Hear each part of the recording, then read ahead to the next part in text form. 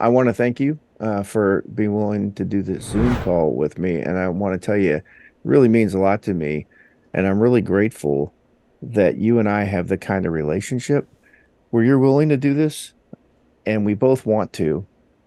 And we get a chance as a father and son to talk about the things that are most important in life and to share life together like this, to have the kind of conversations that I think probably every father would want to have with his son. And my dad died when I was very young, and I would have really appreciated the opportunity to have these talks with him. But I'm again very grateful, and I recognize that there's a lot of people who don't have the opportunity that we have right now, and so I'm hoping that in some way our conversations can be a benefit to them as well as we have them, because you and I both have the same heart. We want to live great lives and help other people do the same thing. You agree with that? Absolutely, Yeah. absolutely. I love anything tech related, anything on the computer. I love video editing and working with cameras. So, Hmm. and I value our relationship a lot, and I want to record and document the conversations that we have because every conversation we have is so great, in my opinion, that it's worth documenting and preserving, and I have the means to do so. So not only does this serve that purpose of allowing me to go back and listen to our conversations 50 years from now and pass on that wisdom and preserve that wisdom, but also with the internet and current technology, there's no reason not to share this with anybody that would be willing to listen to it. So the purpose is twofold, and also there's a third purpose. It just gives us an opportunity to have a conversation with each other regularly, and incentivizes me to, you know, keep in regular communication with you, and so this will strengthen our relationship. Hmm. It'll give me a way to document these conversations to listen to decades from now, and then Yeah, anybody that wants to have a part in this and feed off of this wisdom that we're sharing with one another is welcome to do so. So I think that this anytime you can, serve multiple purposes when you've got the means to do so and you have the skills to do so, I think it's worth it. And I think that God gives you certain talents and abilities, and it's up to you to decide what He wants you to do with them. And I don't know exactly. I really didn't know exactly why at first. I was it was put on my heart to get so into this audio video stuff, hmm, but it's sort of all lined up. The stars aligned. I kind of I worked at a company that did this, and then yeah, suddenly I want to do YouTube videos, and I had pretty good success with that, and then I got into all this different kind of computer software, music, video editing, all this craziness, and now I feel like it's culminated into this one thing where I can actually do something as a Christian man, and hmm, hopefully do something for God. Hopefully use these skills to serve God. absolutely. I think that's outstanding. And um, you, I'm really grateful that you have the talent you have, and I really admire what you've done already. And so I feel very blessed to have you as a son. And I got to ask you, if I can embarrass you a little bit, Yeah. how much does Dad love you, Jake? I mean, this comes up in most of our conversations, where Yeah, which I think is great because a lot of people out there don't have a father, and especially one that would say that as often as possible. But I know that you're not only is your love unconditional, but it's like it's second only to God's love for me. yeah, that's It right. can't be challenged. It can't be reduced. Like you tell me all the time, even if I committed like felonious crimes, you would not. It would not change your love for your children, and That's right. to me at this I'd be point, disappointed, but yeah, I you'd be wouldn't love disappointed. you. Yeah, I can't love you anymore, and I can't love you any less. Yeah, It's unless my love grows. But just like you said, the one of the most important things that I want to make sure we constantly restate to ourselves is no matter how much I love you, God, who is the perfect Father, loves Mhm. you perfectly. So there's no limits to his ability to love. There's also no limits to his capacity to love. And what does Dad want for you, Jake? What do I want for you, do you think? I think it's foremost to live a godly life. Is probably the most important thing to you because Hmm.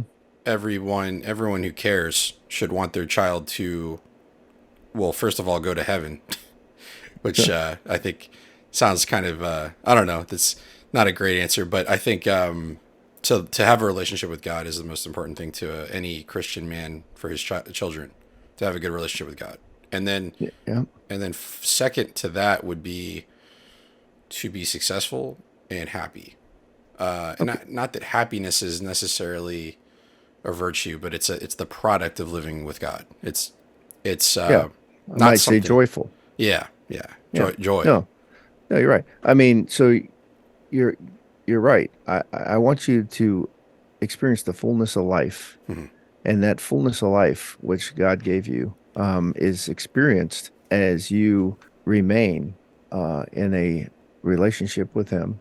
That is basically the Bible describes the goal as being one in relationship with Him, and to let that relationship bear fruit out of your life into the world around you, that you would not only bring honor and glory to Him, but also that you would be a blessing to the world around you, that you would be a light to that world in a world where people are challenged in a lot of ways, which we will have plenty of time to talk about.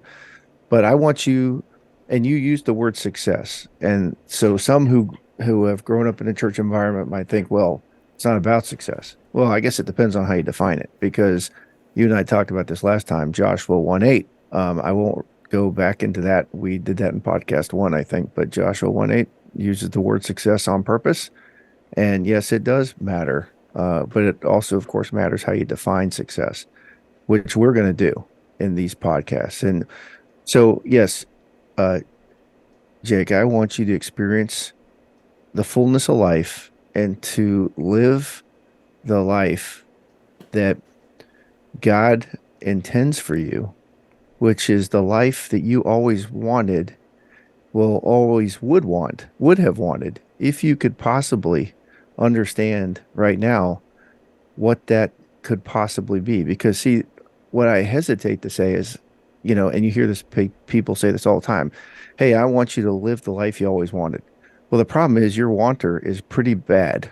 You don't, Yeah. you don't even know what you want because you can't even imagine all that God wants for you. And so the more you start to appreciate and realize what God intends for your life, your desired life is going to the desire for your life is going to grow Hmm. far beyond what it is right now. The things you think you want right now. If I was going to say, hey, Jake, what's that perfect life for you? You would do your best to describe that, but you don't know what you don't know. And the more God reveals to you all he has in store for you, well, your desires are only going to increase. But unlike the people around us who are chasing desires that are usually the wrong desires and never feeling fulfillment, because what they're pursuing doesn't fulfill, you will be in this state where you're constantly fulfilled by God's um, love, joy, and peace in your life while you are pursuing increasingly more out of love, not out of the other drivers that drive most people, which is fear and other things. And so I want that for you. And I really value the fact that we can talk about those things together. And I really appreciate your heart that wants to share that with other people. And so I thought it might be a good idea for us to talk about um, the kind of like the outline of how we are going to have this conversation. Okay. So what I want to do is lay out for you, Jake, and for others that might be watching, what I have kind of built over my years of thinking through this, a framework for success. And I said I wasn't going to do it, but I guess I probably ought to, since success, like so many words we're going to use, brings baggage. And so some people will have negative thoughts associated with that word success because they think, oh, people are driven by success and, all kinds of things associated with. So I will throw up Joshua 1:8 for our edification. So Joshua 1:8, and again, you can go back to the last podcast for the context of this verse, but it says, this book of the law shall not depart from your mouth, but you shall meditate on it day and night, so that you may be what? Careful.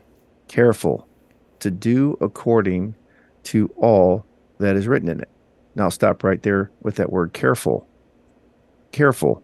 I think we kind of know what that means, but you are very intentional because you care. You have to care enough to do what you need to do. And it says, be careful to do according to all that's written in it, for then you will make your ways prosperous, and then you will have good success. And I can tell you, as your dad, I want you to be prosperous, and I want you to have good success. And I'm going to have to help you understand what I mean by that. So those listening will have to hang on and travel with us through these podcasts. But I think the things that I'm sharing with you is what I pull out of life experience, but primarily from my Bible study over decades, and what I think is true, and is what I want to pass on to you. So this is this framework. Now, I have a picture over here to the right before I go through this. What is that? Do you know? Do you recognize that building? Empire State Building. Empire State Building. Is that pretty impressive? Oh yeah, it's one of the most impressive buildings ever. Yeah. I mean, have you ever seen some of the pictures Yeah. that are out there of people constructing it? Oh yeah, they are frightening Why are they frightening? because it was before OSHA, and so That's for sure. these guys were just like, what you'd call free balling it, like just like That's they're crazy. just out like Eating lunch on those, no yeah. PFAS's, personal Oh, fall arrest oh harnesses. man. Yeah. They were just like, walking around on I beams and just like, That was crazy. eating Yeah. lunch on them. If people haven't seen it, you need to look online and just scan through that stuff. It's amazing. But you're right. Wh- Have you ever thought? I mean, some of these buildings, we pass by big buildings all the time, and we don't give them a second look. But do you ever stop and just think what goes into making a building like that? All the time. I know Yeah. you do because it's kind of your business, right? Yeah. But tell me, what does go in? Where did that building come from? Well, it starts as an idea, like we've talked Uh-huh. about. Yep. Typically to make money, that's a business interest, and Sure. somebody calls somebody to get it started. But Because it's got a purpose, right? A yeah, building, you don't build them for nothing. There's a yeah, reason for the building. But yeah, it's usually some kind of business interest or something, but yeah. it starts like you said with an idea and then what? And then that idea is given to an architect. Hmm. Uh, they make the design, and And then how hard is that, by the way, making the design? really hard, probably. Really hard. I'm not an architect, but Yeah. I can't tell you exactly how long the process is. But these Hmm. days, you have to draw up like a huge model, depending on the size of the building. Yeah. You've got 5 or 6 different core industries that have to be included in that design. You've Sure. got your plumbers, your electricians. Everything, right? You've got to have And there's structural engineers, deciding what gauge steel or what, what type of concrete you need, and hmm like how much pressure or load bearing strength it has. And it's a huge thing. Yeah, I mean, you got to test the soil. It's got to Yeah. be You able got to to bear test the that weight. soil. Yep. Yeah. And then every piece of that Empire State Building has to be in its perfect place, right? Hmm. And it all Yeah. has to come together and fit together. And somebody has to ship all. I mean, there's so much that goes into this. It's just amazing if you really stop and think about it. Um, Yeah. well, let me ask you, what's more important in life, a building or a person? A person. a person. But how intentional are we at developing people?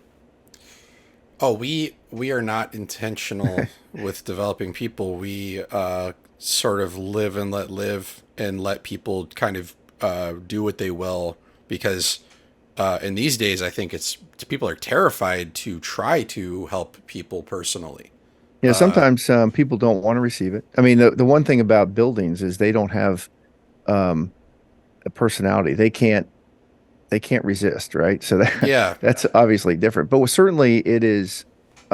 We all would say, I think most people would say, a person is more important than the building. And in fact, that building wouldn't even exist if it weren't for not just the development of one person, but the development of many people and the development of a community of people that could create this inanimate object.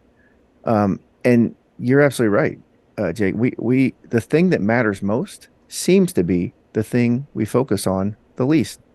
We are more enamored by what people create uh, than the people that created it, and even more so than the thing that created them. And so the other thing you have to recognize is before this building became a building, like you said, it was first an idea.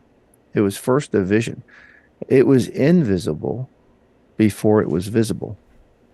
And so there's a mentality out there too that something isn't a reality unless it's visible, unless it's within our physical domain. But I would argue that what is actually more real than the things that are visible is actually the invisible. It's the invisible that creates the visible. And we could talk for a long time about that.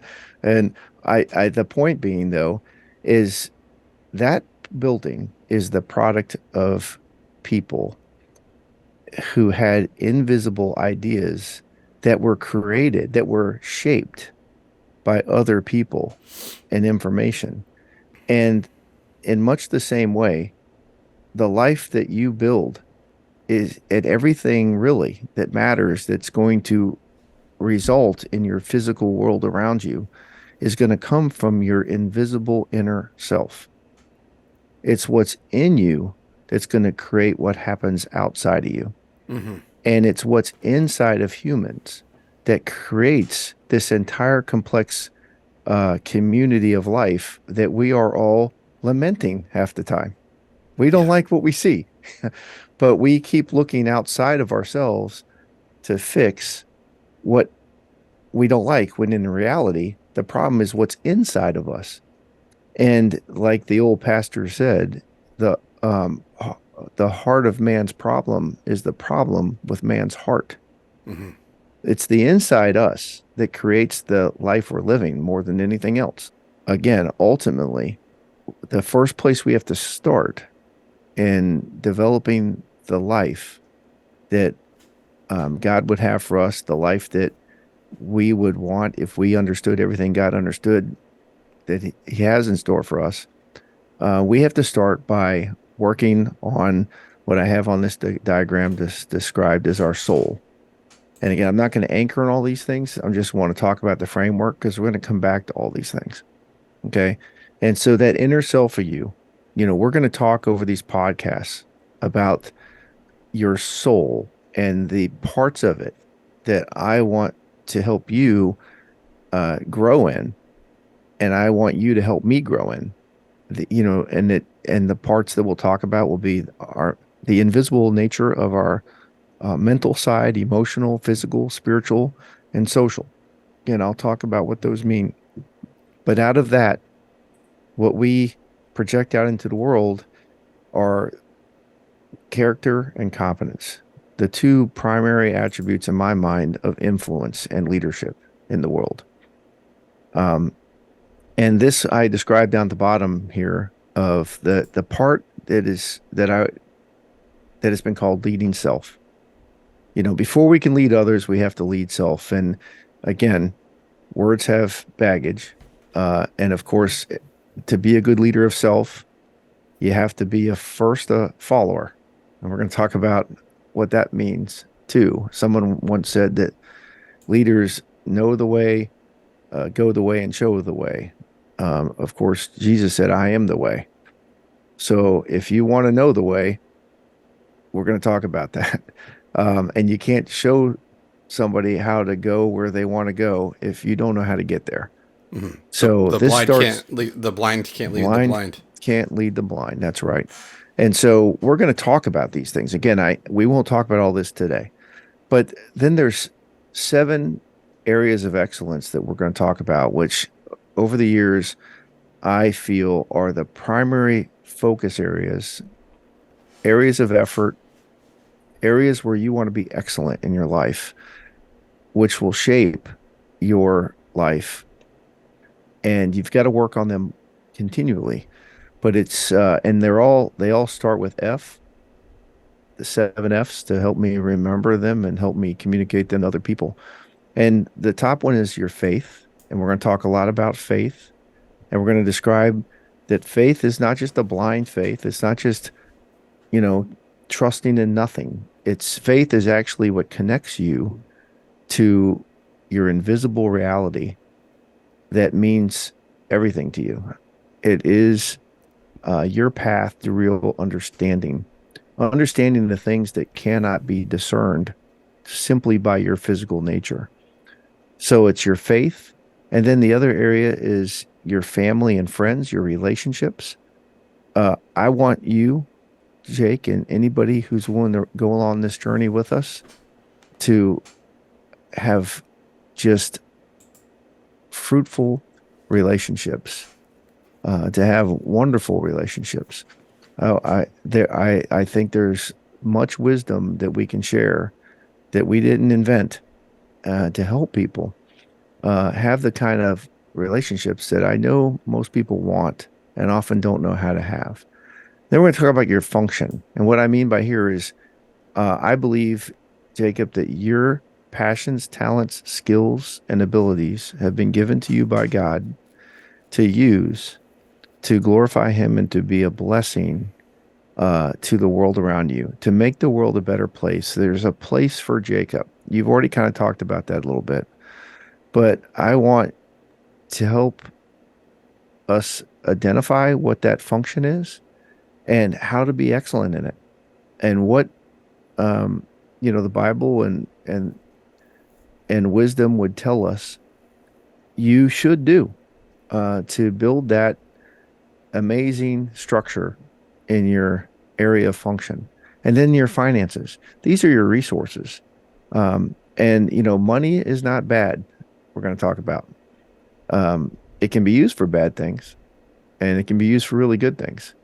And when you pour resources into good things, it has an impact.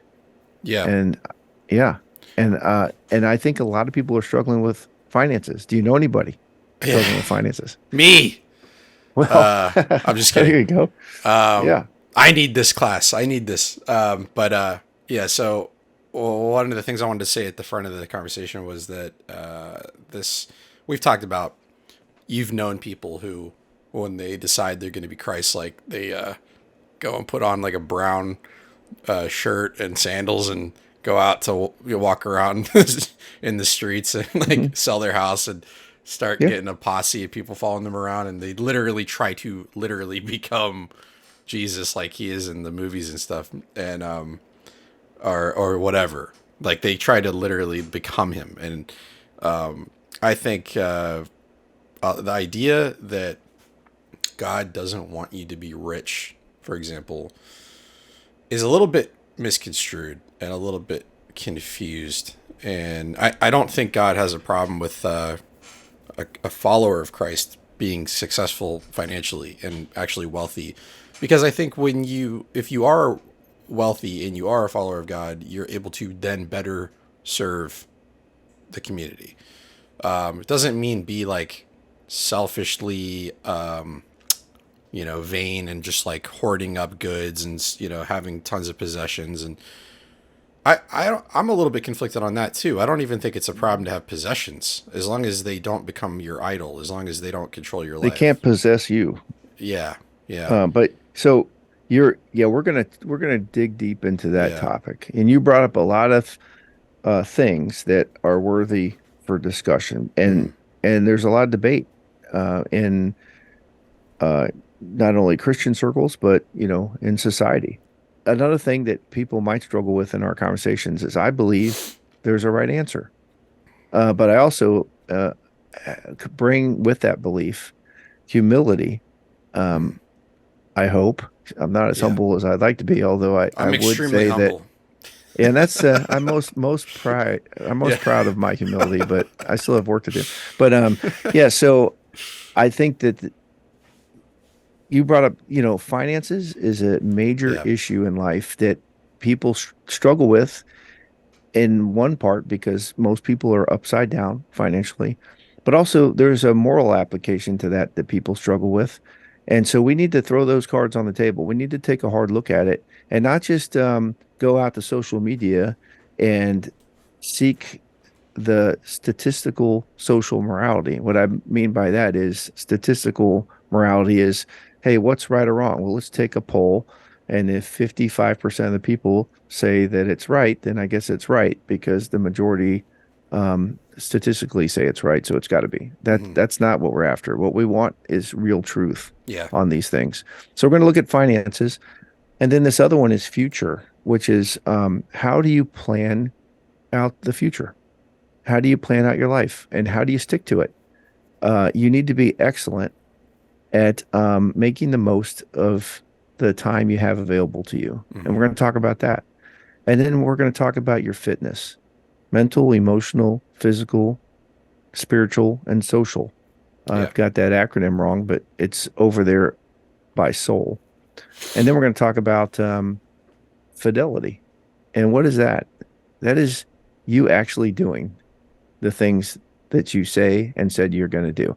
This is your is learning the skill of um, assessment of evaluating yourself, of introspection, of taking a hard look at yourself, being honest with yourself, and constantly considering how you're doing. That's Hmm. a skill set. It's a skill set to understand how to identify your shortcomings and addressing them without that letting the reality of your imperfections ruin your joy. I have a Um, question. yes. In looking at this chart, Hmm. I does one like is it one does one have to follow the other? Like does No. influence see? Because what I'm thinking is in areas of excellence, if Yes. you were to work on your fitness, for Uh-huh. example, I think that would instantly improve your mental state. Going back to soul, Yes. and That's correct. it would influence your emotional state and your physical. So I think like I Yeah, was just these are not in order and they're not linear, yeah. and you're absolutely right. And again, we're going to wear all these things out for many podcasts. So everybody's got to stick around, right, to pay Yeah. attention. But this is this MEPS strength, right, Hmm. that is completely interrelated. You're absolutely right. And just to give you an example, let's just take a practical example. Uh, let's start with mental. You have to study for an exam. You ever done that before? A lot. Yes, you have to study an exam. Does that stress you out? Yes. And does that affect the way you treat other people? Sometimes. Sometimes it does. Yeah. Does it make you feel even physically exhausted? Yeah. Yes, it does. And get that have an impact on you spiritually. 100%. 100%. Now, let's just keep that moving. Let's say that you have to study for an exam, but you have the flu. Hmm. How well is that going to go? Oh, not well at all. Oh, good. How's your emotional state going to be? Bad. Yeah, you're going to be fun to hang out with? No. No. And might that affect you spiritually? Yeah. 100%. Okay. So just like you said, all these things go. Let's take social. Let's say you have to study for an exam, but somebody significant in your life just said they hate you and they never want to see you again. That's all you're going to be thinking about. It's all you're going to be thinking about. Affect Yeah. you. Is it going to affect you? Yes, it's going to do. And have you ever been so upset about something you felt completely weak? I've been so upset about something that I've almost collapsed. Exactly. You're spot on. And again, I don't, we'll never get to the topic we intended to get to today, but Yeah. we need to build this framework because this is going to be the framework for our podcasts in the future. And I want to help us all build this out, but understand that when we build this building, this outstanding structure of our lives, we're constantly working on it. And we're going to make updates and upgrades, and we're going to talk about the details of how you put all this together in a powerful life, a life that has meaningful impact. And so, when we learn these areas of excellence, then from all this comes our contribution, and over the long haul, our legacy. What about us is going to live past us because of what we built in our lives and what we contributed to the world around us? And Jake, you know this to be true, but when we get into our conversations about the soul and about our MEP strength, understand that my MEP strength changes daily, if not hourly, and maybe even minute by minute. You might be at the top of your game on one of these podcasts, Jake. You might dial in on this, and you and I are talking, and we're on fire, and everything's just coming out. Your ideas are amazing, and because you're having a great day and you've got a lot of positive things to say. You might check in some days, though, maybe the very next day you check in, and it's just not, you're not firing on all cylinders. Why? Yeah. Well, you might be sick. You might have some doubts. You might have a relationship problem. That's life. Yeah. um and what we also want to do for one another, because everybody needs this, Jake. I mean, I'm telling you, we need to coach each other in the reality of trying to live this life day by day. Because, there's a lot of people who want to teach something out there, sages on stages who have something really great to say. And what we've learned in my research over years, working in leadership stuff, which I won't go into, is that most of the things that teachers communicate never stick. They are quickly forgotten, no matter how awesome it was when somebody said it. They don't remember it. And then there's a lot of mentors out there. Mentors are people who offer sage counsel and wisdom from their experience. And so they'll speak into your lives. Oh, it's been my experience. You should do these things. Oh, hey, thanks very much. You share your life challenges with you, and they offer you some insights, and they're valuable. But once again, most mentees don't actually do much that the mentor suggested.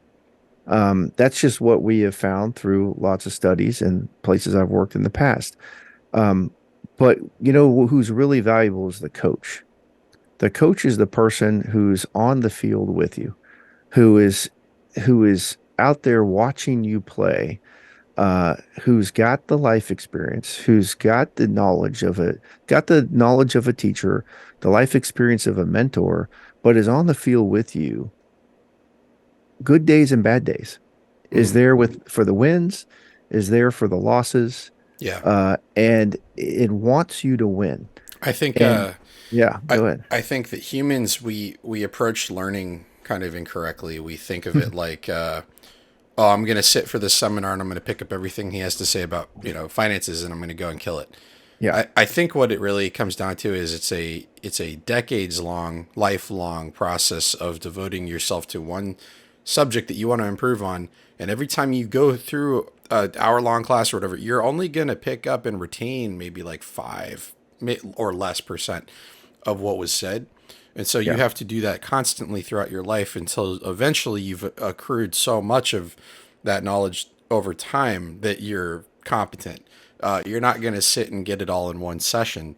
And I Well, think, you need somebody watching you too, right? uh huh, Because if you go to that seminar, right, yeah, and you say, "Oh, yeah, that's really great. I'm going to go to work and apply it." yeah, Well, if the coach ain't there, if coach is not watching you execute, Mm. You might think you did pretty good. Um, but it's funny how when your coach is watching you, your coach will say, "What did you just do?" "I did what you told me." "No, you didn't." Yeah. And you need somebody who's going to be there when you mess it up. You kind of have to be there. The problem is our world is lacking coaches, and not just on football fields and baseball, not just for sports, for life. I And think, here's the thing, yeah, go in ahead. professional sports, when when athletes get better, do they need more coaching or less coaching? More. Need more. And it's the same in life. As we get older, we actually need more coaching. But the Mm. funny thing about it is the older we get, the less coaching we get. If we're getting much in the beginning, we get even less later most of the time because people assume, well, you're mature now. You've got it figured out. And I think one of the reasons why so many senior leaders fail is because they stopped getting the consistent coaching that a professional athlete would get and pay big dollar for. And now I hate to even, sometimes it's even hard to use the word coaching because that now has baggage because so many people are online offering themselves up as life coaches, Yeah. Yeah. right? When oftentimes that's not what's really happening. And so we need to surround each other with coaches, and there's peer-to-peer coaching that can occur. And I, as your dad, want to coach you, but don't think you're not coaching me too, Hmm. because you bring something to the table that I don't have. Like you can coach me, for example, and this is just one of many examples, but you could coach me on technology. I Hmm. don't know anything about it. So, Yeah. Well, I mean, they say, yeah, and I know this to be true, the best mm-hmm, way to learn is to teach. 100%. Yes. You will get so much better at whatever skill you're interested in if you try to teach other people about it. Yes. I love making music, and I'm using software on the computer. I was, teaching it to my friend, and I you couldn't be more enveloped mentally in what you're doing than when you're trying to teach it. It Yes. totally it puts you in that space where it's like it's flowing through you. You're Yes. channeling that knowledge into to give it to someone else, and so that's a great way to get better at something, is to teach on And that so what subject. what better to get great at and teach other people about Hundred than the percent. fundamentals of Yeah. life? Yes. I mean, we have a Yes. lot of people who say they're life coaches, but are they building this kind of structure Hmm. into people's lives? And on the job, on site, watching as people try to do the things that they're saying. You know. And you and I, because we're family, Yeah. we can be honest and share that with other people. But you and I know each other pretty well. I can't fake it with Jake Yeah. because Jake knows me, right? Yeah. So I can come in on and I can tell you, oh yeah, I'm really great at all this stuff, and you can say, yeah, yeah, I don't know, and I understand, there's a little bit of an issue with respecting elders and all that, but I'm listening, Mhm. and you were going to say something though. Yeah, I just think that nothing has made me think harder about these things than preparing for this, preparing to talk about it with you. Yeah, This has got me thinking about this stuff way more, and it's got me in the gospel more. hmm, And I think that's how yeah, this is how teaching is helping me yes, as a teacher. And not even going to call myself that yet, right, but that's the role we've decided to put ourselves in. One other thing I wanted to say is that I yeah, think in the Bible, God is pretty clear that the future is important and we should be thinking about it, but He also wants us to live one day at a time. And I well, think we're gonna yeah, go ahead, sorry, because we're I gonna talk about that. I think that's critical because you don't know how you're going to feel every day. Like you said, Hmm. you're going to feel terrible some days. So take it one step at a time and chew off one little baby, step bite at a time. Yes, And don't try to tackle life all in one time because you're going to burn out and you're going to give up. And just show up every day. And I was tired today when we got on yeah, this call. I was like really tired, and yeah, I just and showed I up. observed that, right? And yeah, you did. And I think once we warmed up, I hit record and I'm ready to go. And I think I Yeah, just show up and be a little stoic, like we've talked about for those kinds of It's situations, okay.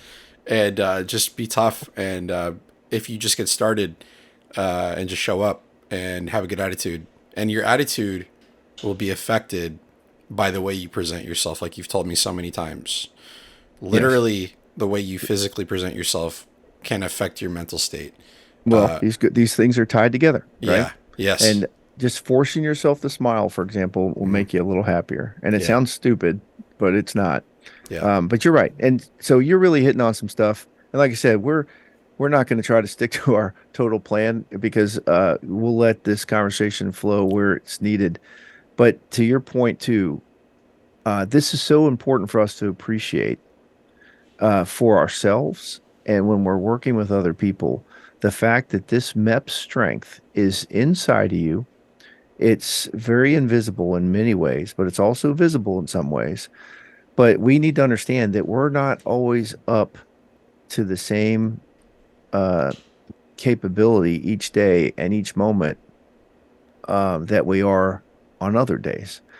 And Jake, without going into too much detail, I spent decades in the aviation community and experienced a lot of aircraft mishaps. Not a ton, but enough that you know it's important. And I've studied a lot of things related to aviation mishaps, and the number one cause for aviation mishaps is human error. Um, and a lot of times people will push themselves beyond their current capacity, and sometimes people will push other people beyond their current capacity and set themselves up for failure that could have been avoided because normally they could handle that stress, whatever it is. But today was not the day. And you might task somebody or put a burden on somebody or on yourself that on some days would be no big deal. But today, you're not ready for it. And this can be, a work related thing or it can be a relationship thing, for example. So some days I might be able to handle being around really negative people, and I might be able to have the inner strength to not be affected by that, and in fact, influence them into greater positivity, to be strong enough internally to handle that challenge. Hmm. And I should handle it. But on other occasions, if I know myself well enough, if I've learned how to identify the things that we will talk about MEP strength and where I am right now, to identify the indicators that I might not be ready to handle the load, I've got to know when to step away to avoid a mishap. At the same time, I've got to learn the skill of reading other people and looking for their outward indicators and not overtask them or put too much of a burden on them Hmm. that will cause them to have a mishap, so to speak. And so, one of the things I want to do is like be able to talk to you, Jake, and know you well enough to say, well, it looks like Jake's not Yeah. is upbeat is normally. What's going on? And then ask Yeah. an important question: what's going on? You picked up Eh, you picked up yeah, on that really quickly, and that I was tired, and I had like just gotten up. So you really knew, like, and it's pretty amazing. But and I think now I understand I inherited a little of that from you because so I'm what you'd call a feeler or a pleaser. A couple different yeah, words for it. hmm, It's like a personality trait. It's like your INT, whatever, your Myers sure, Briggs, whatever.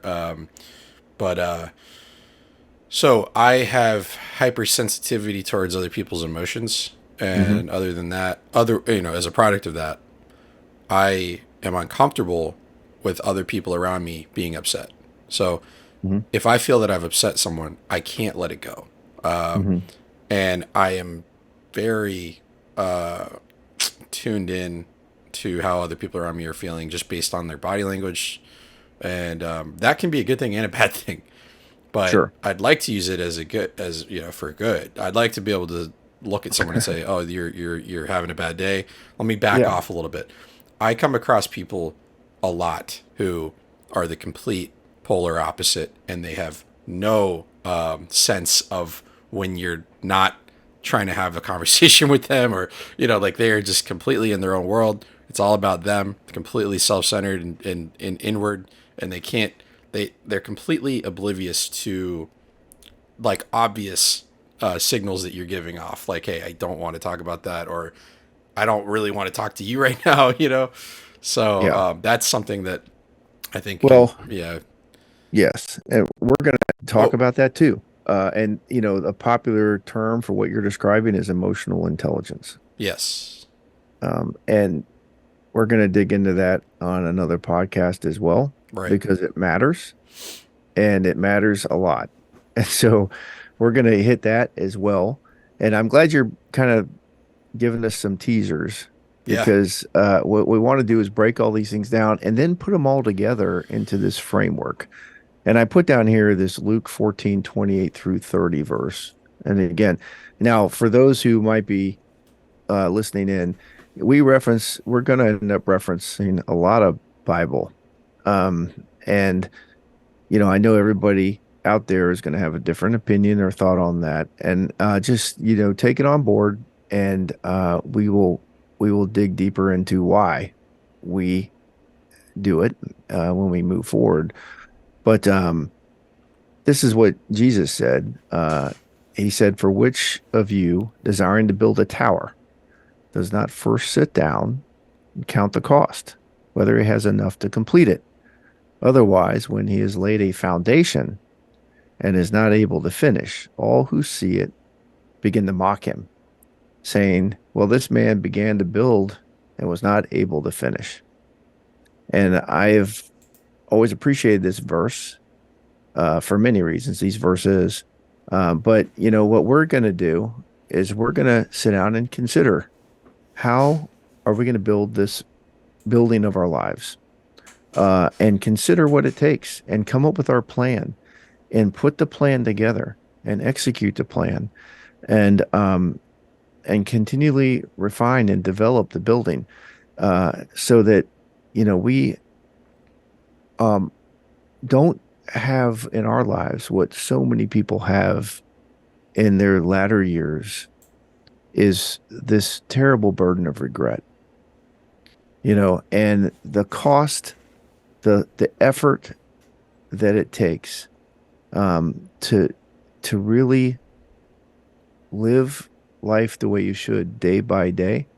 The cost is really insignificant to the incredible cost of regret. You know, um, I don't want to see either one of us get to the end of our lives and just say we missed it. Mhm. We had all kinds of ideas. We laid a foundation, but we never built the building. You Something, know, when yeah. you talk about regret, I often think about something I've said in the past. When people think of regret, they often think of, "I regret doing this bad thing that caused a bad result. I regret, stealing that some from the store because then I got arrested or whatever." Hmm. I don't ever think of regret that way. I don't think of Hmm. it like, "Oh, I did something bad," and the reason why is because every single bad decision I've ever had Hmm. has led to a learning experience. Sure. And I wouldn't go back in time and undo it. I wouldn't go back in time and undo something bad I did, because then I would have never learned that valuable lesson. What I do regret is things I did not do. Hmm. I think that what you're talking about at the end of your life, the kind of regret people have at the end of their lives is almost always the things they did not do. It's almost never, "Oh, I regret, investing in that stock because then I lost, $100,000." No, you learned something. You might regret that a little, but you learned a valuable lesson from that. Hmm. And so what I want to avoid is being idle and Hmm. missing opportunities. Hmm. And I am terrified at the speed at which my life seems to be passing me by. So, am I on point with that? Is that, what do you have Well, to say? I think a lot of people would agree with your statement. I think some others are probably who might be watching probably are struggling with guilt Hmm. for things that they may have done to other people Yeah. that can't be fixed. That is, Um, yeah, that's a good point. but we're going to talk about that too, Hmm. because as big as guilt may be in somebody's life, I believe there's a bigger grace, which again we don't have time to talk about today, Yeah. but we will come to these things. We will talk about all of them. Yeah, this is just an introduction, a framework for people to understand um, how all of these podcasts that we're going to do in the future come together Hmm. with the aim of helping people, again, live the lives that God always wanted for them, to live the lives that are beyond what they can possibly imagine that they want right now in a good way. And so Hmm. um, this is uh, helping them see how they can experience um, abundant lives, lives of love, joy, and peace. This is what we want to help them achieve. And I mean, I want that for you and I want it for me. And like you said, what I feel like we need to do is kind of lay that framework, Hmm. right? But you're absolutely right. We're going to hit all these things, and it does apply to everybody if it's true Right. for everybody. And so, you and I might appeal to particular groups of people, but that's our intent is to just offer what's true for all people. What I wanted to kind of draw on is this idea of applying marksmanship to the things we're talking about. Um, in the military service, at least the branch that I was in the Marine Corps. One of the things we prided ourselves on was marksmanship. Marines can shoot, and you qualify with a rifle, and if you're an officer, also a pistol, a sidearm every year, and the highest score is expert, and that's what you want to achieve.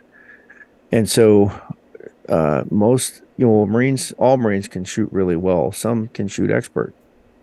Hmm. And so there's some things you learn about marksmanship that apply to life. And that's what we want to do is hit our targets in life.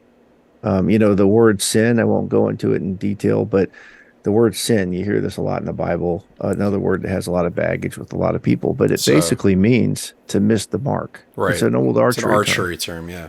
Yeah. So it means to miss the mark. Hmm. Now, in a religious context, people usually only think that refers to, some specific morality things. But really, it applies to all the things that would be best for you in your life that God would have you do. Bible says, be excellent in all things. There's a way that is most fruitful for all areas of your life. God wants you to experience that. And so he gives you what is required to max it out, basically. And we don't want to miss the mark. And so there's some principles about marksmanship that apply to life that I think about all the time. And one of the things, I knew how to shoot before I enlisted in the Marine Corps, but the Marine Corps taught me how to really shoot. And what do you think it takes? Jake, I've taken you shooting when you were growing up. What's required to be a good marksman? What does it take to shoot well? I think what it takes to shoot well is obviously focus. But I Okay. think What kind of focus? it's hard to explain. But the last Hmm. time we went shooting, I was doing pretty badly. And then you gave me some advice. You said, when you squeeze the trigger, Hmm. almost let the gun should surprise you, which to Yeah. me sounded completely counterintuitive because in my mind I'm like, it's supposed to be a deliberate action. You're supposed to Hmm. know as soon as that bullet leaves the gun, like that's your decision to make. But Hmm. you're telling me it was actually like kind of the opposite, where it's like you almost need to become disconnected from that action. And You need to just sort of slowly squeeze that trigger, and then almost be startled by when that bullet fires. And then, Hmm. and that's how I did. And it made my grouping way more accurate. Yes. So it's focus, but in a sort of strange way.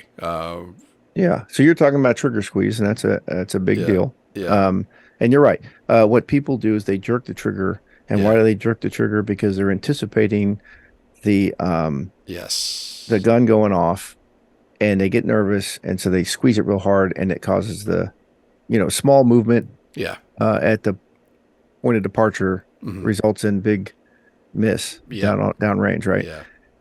And there's a life lesson there, Hmm. okay, which we won't actually get to much today, but it'll be our next topic, which is anxiety, okay? Yes. But the reality is, if I ask people who shoot, what does it take to shoot well? They're going to tell you, well, you got to have good posture, you got to, you've got to control your breathing, you've got to control your trigger squeeze. They'll give you all these things, and they'll say these things, but they miss the most obvious thing. To to hit the target, to be an expert, you've got to have a target. You've got to know what you're shooting at. Hmm. And I've been on rifle ranges where people were had all the fundamentals of marksmanship down, but they end up accidentally shooting somebody else's target, the person to the left or right of them. They aim it on the wrong target, and they do everything else right, and they hit the wrong target. You know how many points they get? 0. Zero. Um, I find it fascinating that when I ask most people, "Hey, what do you want out of life, or where do you think, what are your specific goals for 5 or 10 years from now?" No one can tell me. When I try to have a conversation with somebody about, "Hey, where are you going to be in 5 years?" 99% of the people I talk to don't have it clear. Hmm. They don't really know. They're doing a lot of stuff, and they're trying to do the right stuff, but they don't know why, ultimately. They may have some very vague idea that they want to have. "Oh, I want to have a bunch of money." I mean, they just don't really know. Um, but the one of the first things you have to have in life to hit a target is a target, and so we're going to talk about that. Yeah. But once you figure out what you're supposed to be shooting at, what your target is, and you then you can learn what's required, the fundamentals for marksmanship. But then you got to pay attention to your rounds are hitting. Okay. Because when you try to do all the right things on the right target, assuming you have those figured out, your rounds don't hit where you intended them to, and you have to understand why. Uh huh. And I watch a lot of people shoot without looking. Yeah. They're just doing a lot of shooting, but they're not really taking some time to think about um, where those rounds are hitting and why. And then you said something uh, in your response to me. You talked about your shot group, Yeah. and this is where all the rounds seem to be going all the time. You're There's a pattern, and if you can see right here, I've got this marksmanship book that we use, and you record where your shots hit, so you can start to see the pattern. Right, this right here are the sights of a rifle, and the middle one here, it's hard to see in this picture, but this is that front sight post that's down at the end of your barrel. And these right here are the rear sights. And what happens in marksmanship is you try to align these sights together, and then you place them over the target. The thing that the Marines taught me that was counterintuitive to me, that really screwed me up at first when they told me, but made all the difference in my shooting, is they told me, make this front sight, the very top of this front sight, perfectly clear in your eyesight, in your vision. But to do that, the target down here is going to be very blurry. You know what I mean? You Yeah. can't focus on two things at once. Now, when I was shooting on my own before I joined the Marine Corps, I always tried to make the target really clear. Yeah. The problem with that is your sights are now blurry, and it's the small movements of your sights that create long range, big changes downrange. Hmm. Okay. And so what you really have to do is the opposite of what you want to do.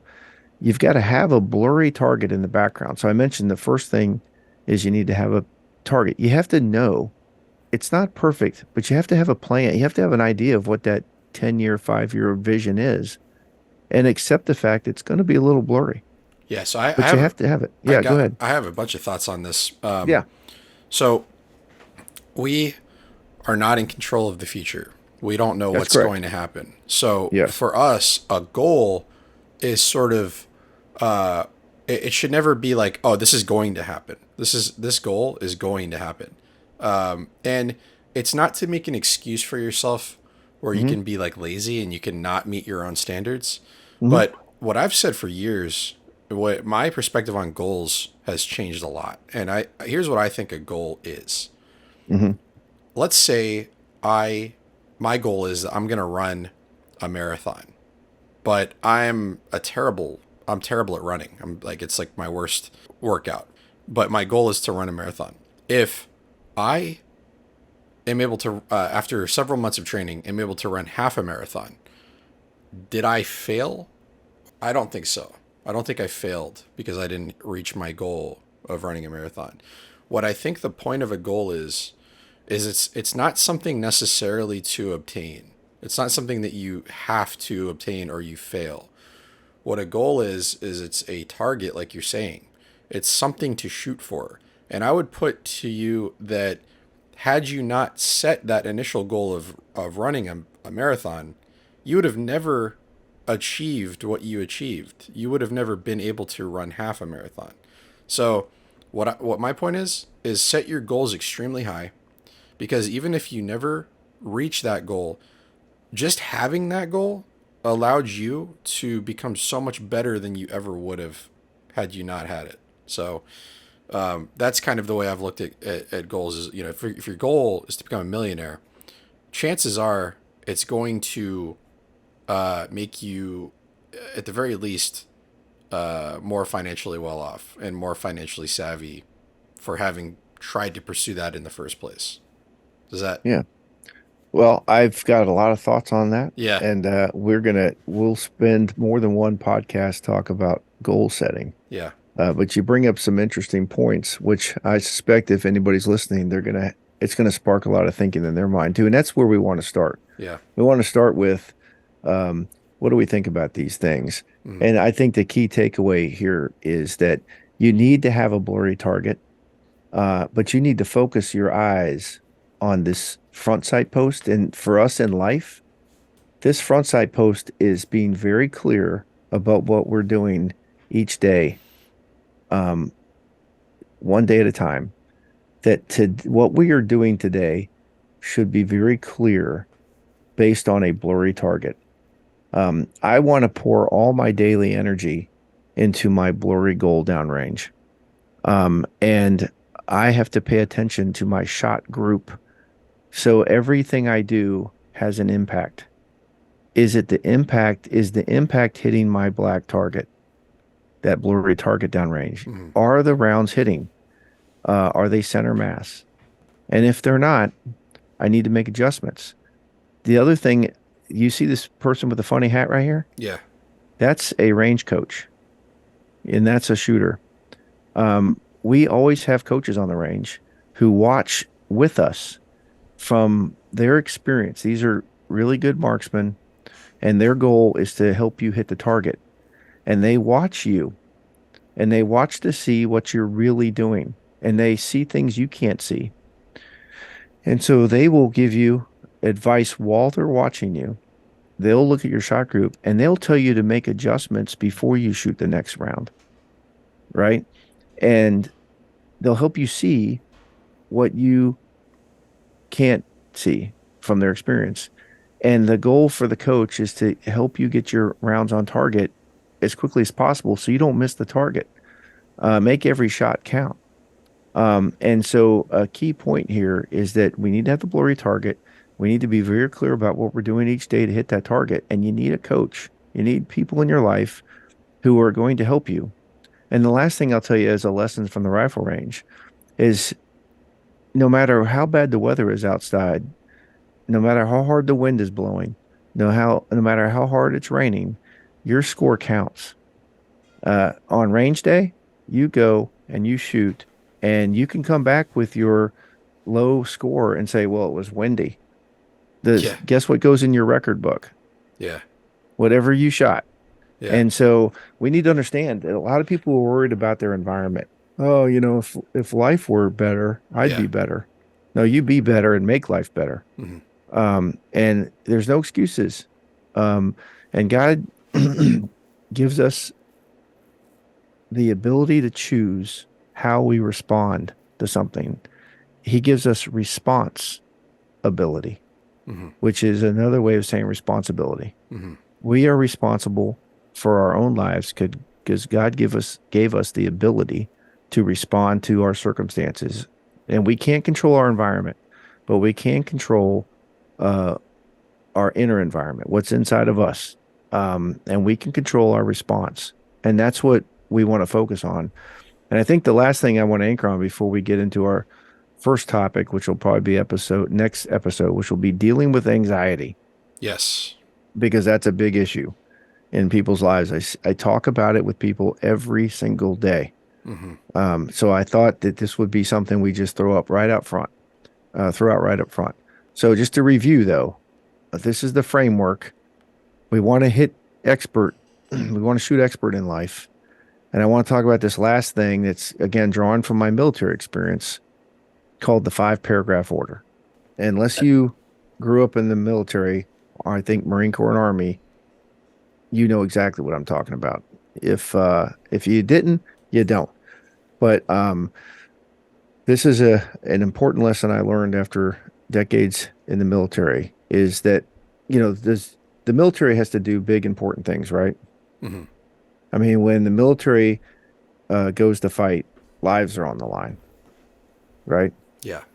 And so you've seen movies of big battles, battle plans being executed, people coming up with a plan to attack an objective, and it's complex, and they have to execute it with a bunch of people, and it's very dangerous, and a lot of people are gonna be hurt or killed.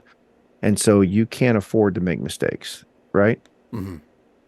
Um, and war is hectic. People are exhausted. It's full of fog, friction, and chaos. And it's hard to keep people moving in the same direction. Does that make sense too? Yeah. Yeah. Yeah. And so one of the things the military learned to do the hard way is to issue orders that were not only easy to understand, but impossible to be misunderstood, so that nobody would do the wrong thing on the battlefield.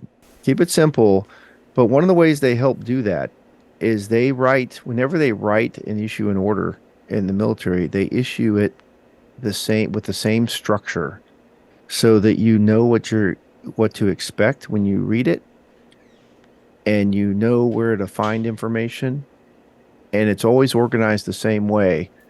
So it's very clear what you're going to receive. Hmm. And so they have 5 paragraphs to any order that they issue.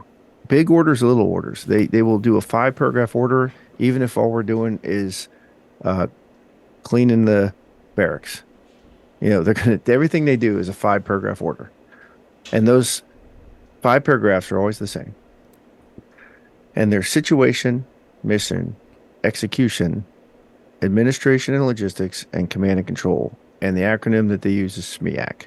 So if you say to anybody that, from the Marine Corps, what's SMEAC, they're going to be able to tell you. Hmm. Okay. Um, so how does it go? The first thing they think that's really important is you need to understand your situation. Okay. Before I can tell you what to do, you need to understand what's going on. And so the first thing they do is they give you, here's the situation. What's going on? And so then they'll describe what's happening in the environment. And again, for any Marines or, military personnel that happen to be watching this, I'm not going into all the detail and the exact order of the subparagraphs for these orders. Okay, so I'm just going to say that right now. This is a bit civilianized for the rest of the world, so that you don't miss the main point. The first thing is situation. What's going on? What's going on in the environment? What are our current capabilities? Who do I have out there who can help me? And what's the enemy going to try to do to stop me? Okay, and it goes on from there. So you need to understand the environment, and then in the context of that environment, you're given a mission. Here's what you need to do. Now, the first thing I want to tell you is these first two paragraphs, when you write an order, these first two paragraphs aren't a choice. Okay, you don't get to pick your situation, Hmm. and your mission is given to you as well. Does that make sense to you? Yeah, you I can't can't control. change it. I Yeah, can't control it. it's Yeah, your life circumstances. Sometimes you're put in a yeah, situation, and there's either you can't control the situation you've been put in, and you really yes. can't control what you have to do to get out of it. No, I have to do Yeah, what I have to do, and I have to do it in the situation I'm in. yeah, So, what I have seen people do in the military and in life is one, they try to come up with a different mission. Well, that's mhm, not what I want to do. No, that's what you have to do. yeah, Okay. The other thing they try to do is act like their situation isn't their situation. Um, so they come up with this third paragraph, which is the one you actually own. This one is the execution paragraph, which is okay, now how are you going to do it? So what's your overall plan? And then what's your specific plan? And then who can help you? And how are you going to work that out, right? But what people do oftentimes is they try to come up with a plan that either doesn't really accomplish what they need to accomplish or acts like the situation isn't real, hmm, you know? And they come up with a plan that's doomed to fail because they didn't account for the reality of their situation. To give you an example, if I told you, hey, Jake, I need you to get 100 kindergartners to the museum exactly at 10 o'clock, right? yeah. What do you, you know, what do you know about kindergartners? It's like herding cats. Herding cats. Yeah, Are they pretty good about controlling themselves and showing up to places on time and staying nah. where they're supposed to? No, there's a ton of things we know to be true about kindergartners. Hmm. Okay. And there's probably some other things, like how long does it take normally to get to the museum and to get through Yeah, the gates and to do all this stuff, right? So if you come up with a plan that doesn't address the reality of what it's like to work with a kindergartner, and you just come up with a plan of what would work for you, well, it doesn't take me long at all to get to the museum and get through the gates and to go to where you're doomed hmm, because you weren't honest about the yeah, reality. yeah. And so, yeah, go ahead. I've recently gone through some circumstances where I wanted to deny the reality of the situation was even occurring because it was just like so painful, Hmm. and it wasn't until I came to terms with reality that I was able to formulate a mission, and then That's execute right. it. Yeah. And then once And you I guess what? I bet your mission really wasn't your choice either. no, It probably was not something you wanted to do. You had to do it. no, yeah, exactly, Right. And and so a lot of people deny it, right? They either yeah, deny their situation or deny their mission. yeah. I mean, this is Yeah. a very applicable and topical outline for what everybody will inevitably go through at some point in their life. Like I think Every everybody day, maybe. listening, yeah, everybody listening can apply this to personal circumstances that they've experienced. Yeah. I hear people say all the time, they say, what should I do? Mhm. And I, I say, well, you need to account for the way this person deals with things. Like they have to, it's a relational thing. What should I do with this person? Well, I would do this. Well, I can't do that because this person is a certain way. Then what are you going to do? Well, I'm going to do what I want to do. Yeah, Well, if you do what you want to do, you're not accounting for the other way that person is, right? I mean, your plan has to account for reality. And you can't wish away reality. and you can't wish away the requirement. Yeah. And so you own execution. You have to figure out a plan that's going to work in reality, that embraces your situation and embraces your mission and accepts it for what it is, and doesn't just try to excuse it away or wish it away or anything else. And you've got to execute. And you can't control your situation and mission. You So don't own it. yeah, so this Yeah. I'm just gonna tell you now, like this is gonna be something that I talk about in in future episodes a Yeah. All lot. this is we're going to talk about in future experts because it applies to But everything. what it is this, and this is what I think this comes down to at the core of this problem people have is it's not bad to be emotional. It's not bad to have emotions. Emotions are Hmm. good, they're natural, they're designed by God. The problem is when you allow the way you feel and your personal emotions to override your logic and your judgment and your rationale, your ability to reason. When you allow your emotions to take precedent over reality, when you feel that you want something to be a certain way, so you just ignore reality. That I think is at the core of this of what you're talking about. Yeah. You have to acknowledge reality and put your emotions to the side.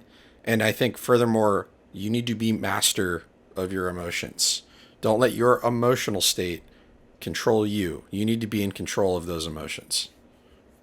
Yeah. And that's going to be part of our topic next time as we talk about anxiety. But Hmm. these last two I'm not going to anchor on, but you need to know, after you accept your situation, accept your mission, and come up with a plan of execution that accounts for everything here, then you've got to understand the the resourcing that you need to do it.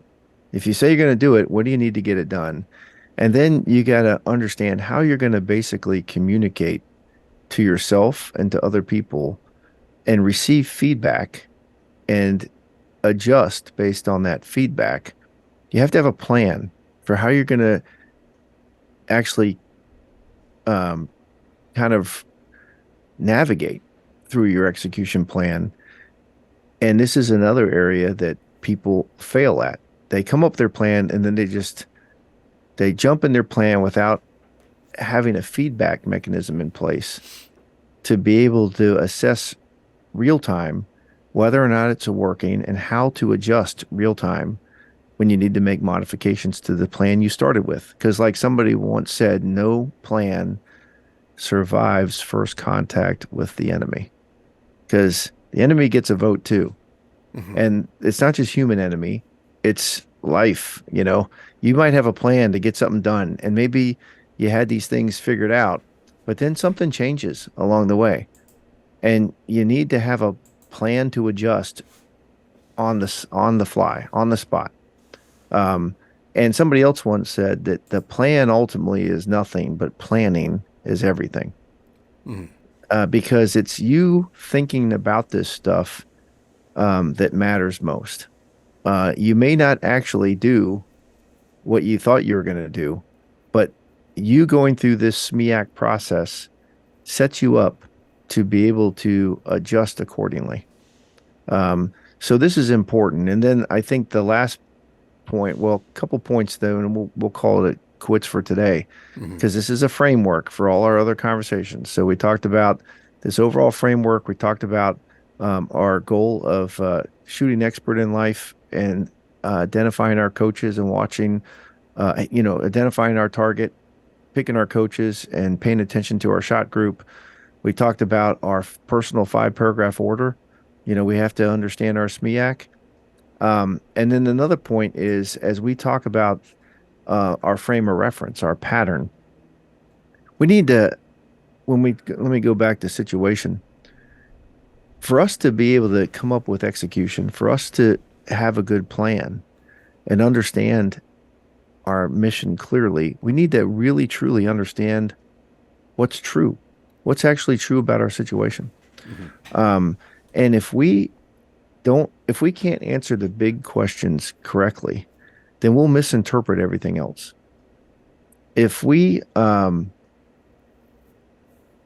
to navigate a city and somebody gives us a map to the wrong city, and we try to take that map of a different city and navigate the city we're in, we can try really hard and we're not going to get to where we thought we were going to go. Does that make sense to you? Yeah. Yeah. You give me a map of Chicago and tell me to get through New York, and that map is useless to me. Yeah. It's the wrong frame of reference. And what I might want to do, since I can't find anything, is try harder. Yeah. Well, or study the map more. I'm Mhm. gonna study the map more. Maybe learn some travel techniques that are better. No, you have the wrong frame of reference. You have the wrong map. And I always think about, I took I'm not any good at astronomy, but I Mhm. did take an astronomy class in college. So, so that makes me an expert, right? Yeah. That's where I met your mom, by the way. Oh yeah. Um, yeah. She's Actually, I like, met I her. thought this was astrology. Yeah. No, actually, I met her in economics, but both of them were equally hard for me. But Yeah.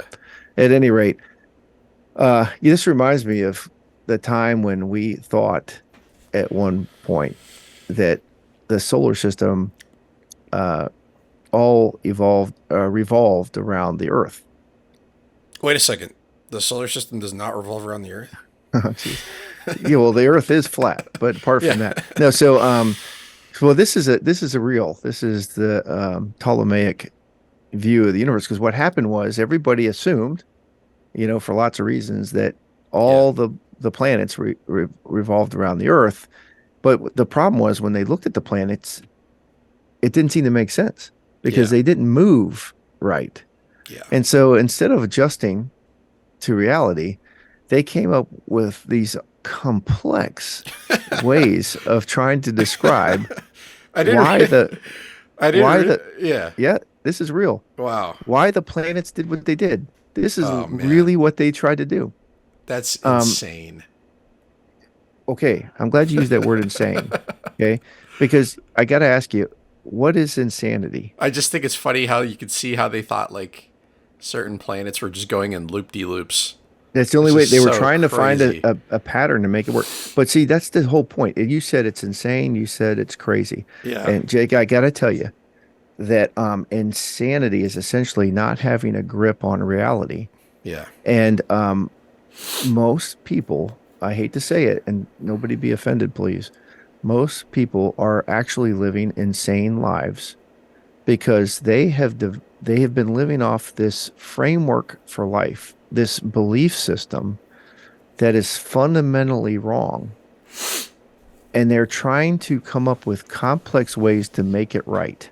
Hmm. Um, it wasn't, later Copernicus changed that view by describing the planets, our solar system, Yeah. Look how much revolving more. around the sun. Look at how much more simple reality is Beyond than the that, left. It's yeah, Occam's razor, right? Like, yeah, and you know. beyond that, it actually works.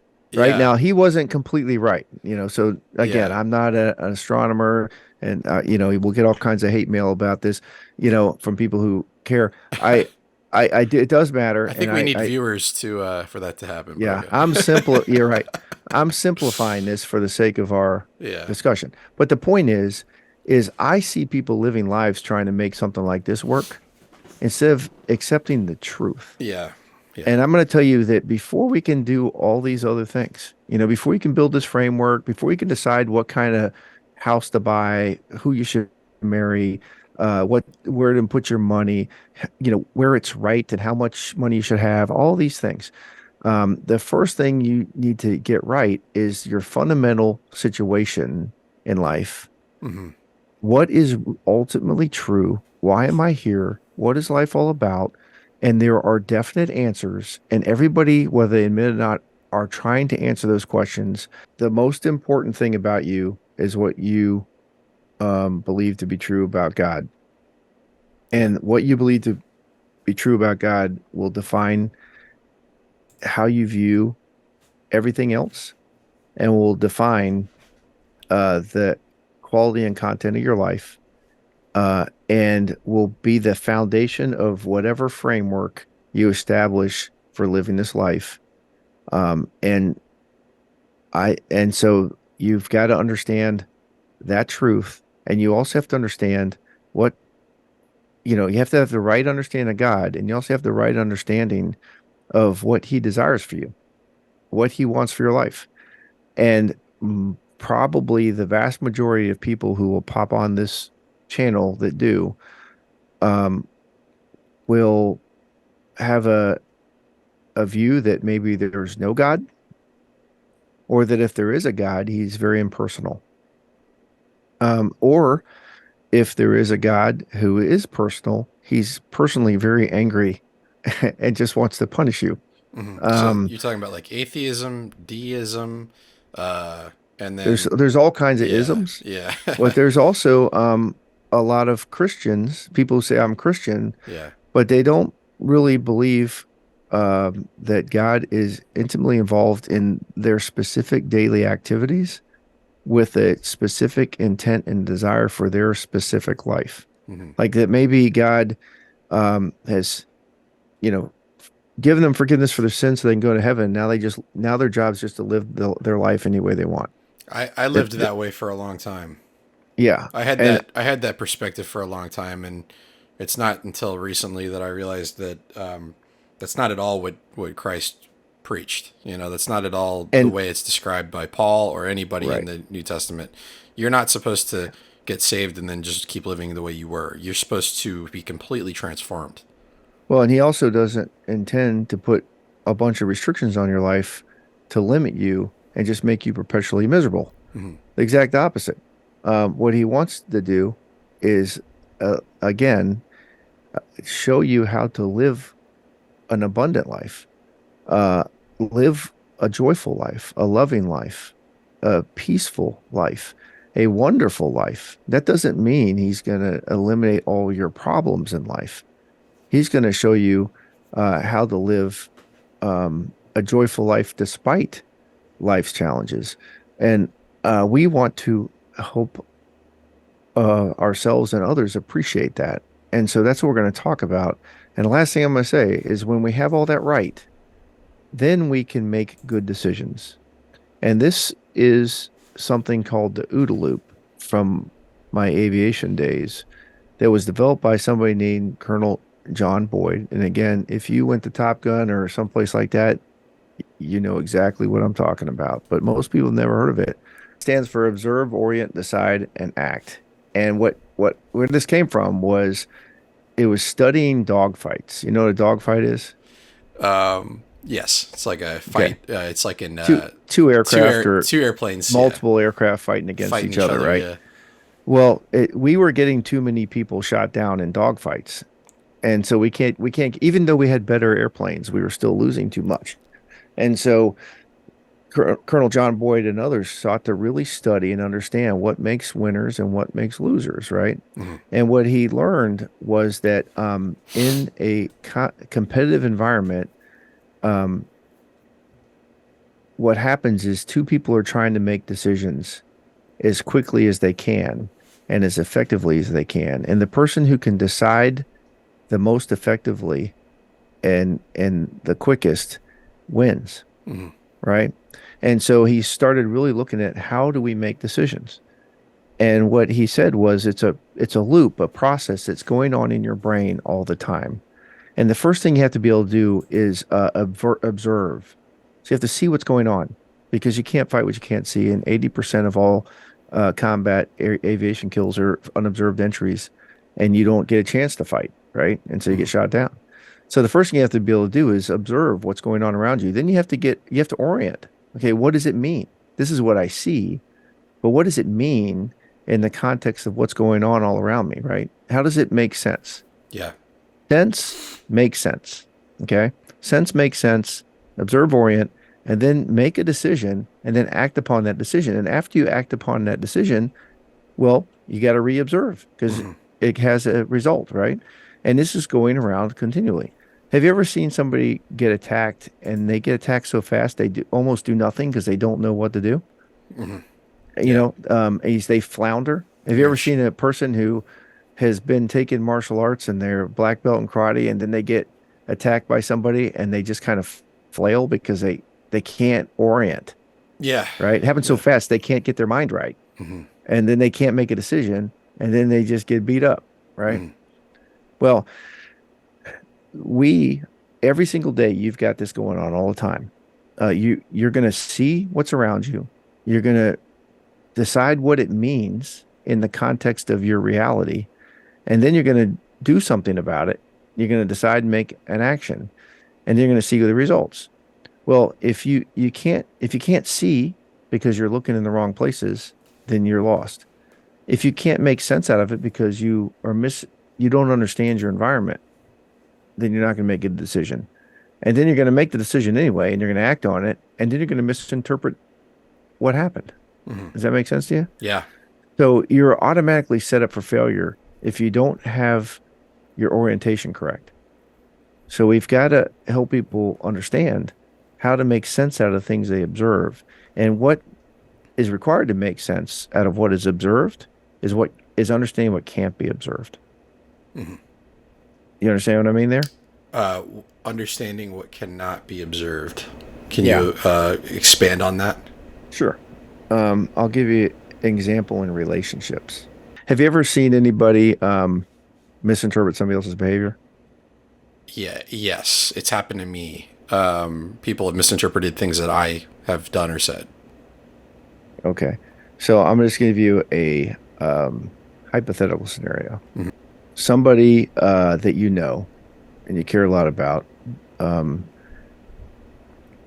you got a fight in a fight with them a week ago and you haven't seen them since. Okay, just a little spat, right?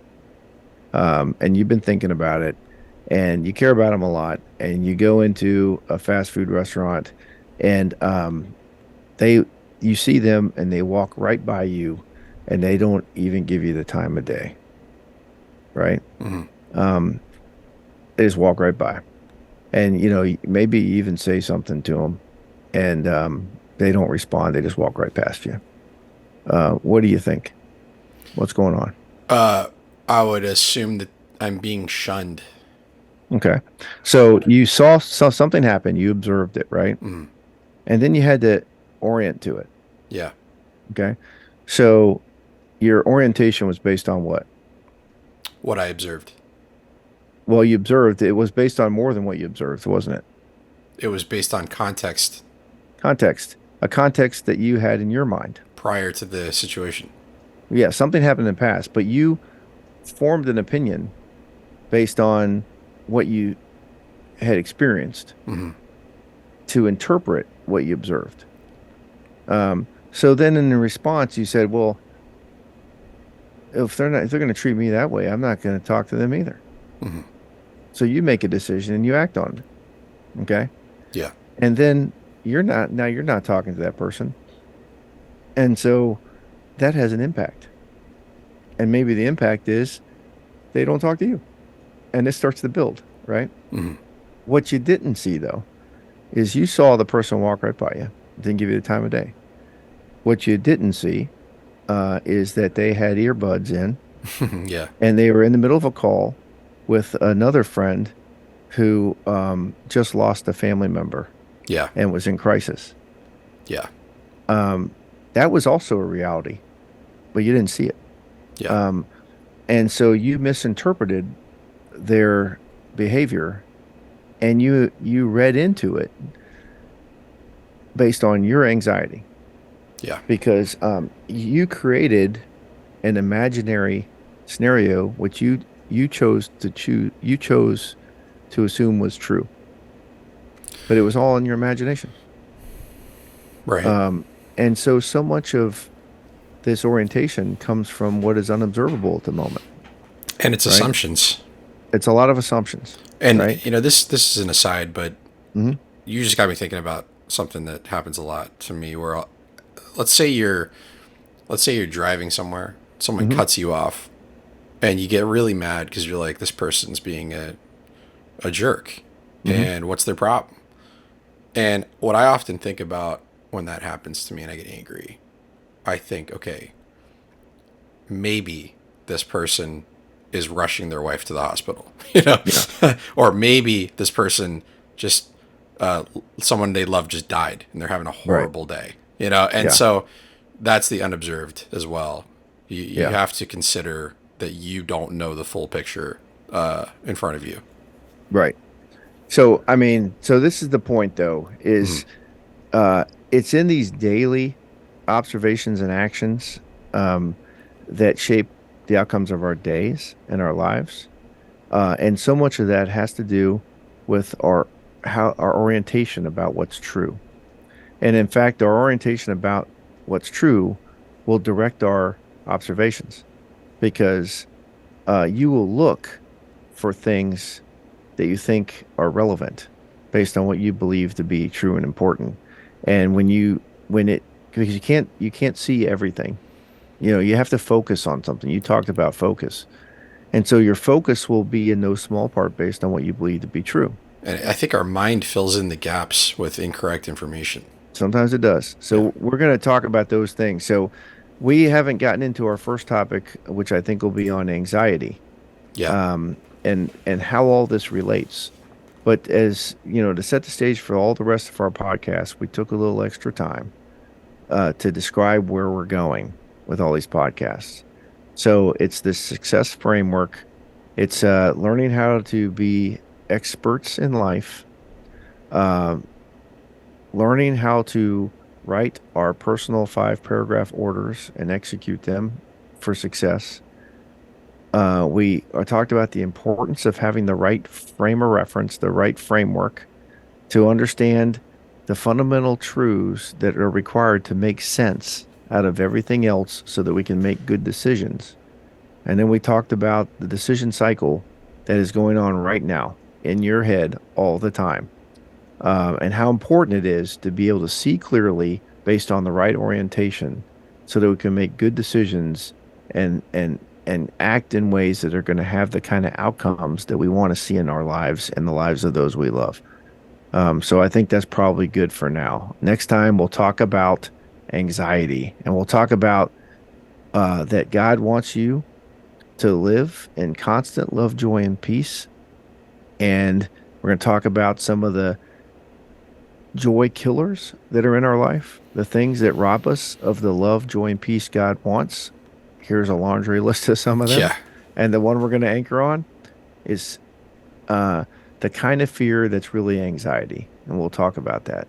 I think you and I both know plenty of people that need to hear about anxiety and what to do about it from the perspective of truth and wisdom. So that's Yeah. it for now. This is the topic that we're going to touch on the next episode. Anxiety is a very important one for me. It's one of the biggest things I deal with in life, and that's why I'm really looking forward to getting into that with you. We've already talked Okay. about it at length before, but I think that's going to be a really good episode, and I'm gonna have a lot to say. So Okay. Well, we'll try to keep it under 2 hours. yeah, Our goal here is that, an hour less, I yeah, think for these. yeah. But So, Joe Rogan does like a 2.5, 3 hour long show sometimes, so I think we're mm, okay. okay. We'll let the community be the judge. Yeah, But hopefully comment. you got what you need to get out of this, Jake. That's Yeah, that's important to me. yeah. Comment on the video. Let us know what you think. Okay. All right. Hey, thank you very much for watching. If you liked this video, please subscribe, comment on the video, let us know what you think. Ring the bell to be notified for the next upload. We're going to be trying to do an episode about once a week right now, so stay tuned for the next one. Thank you.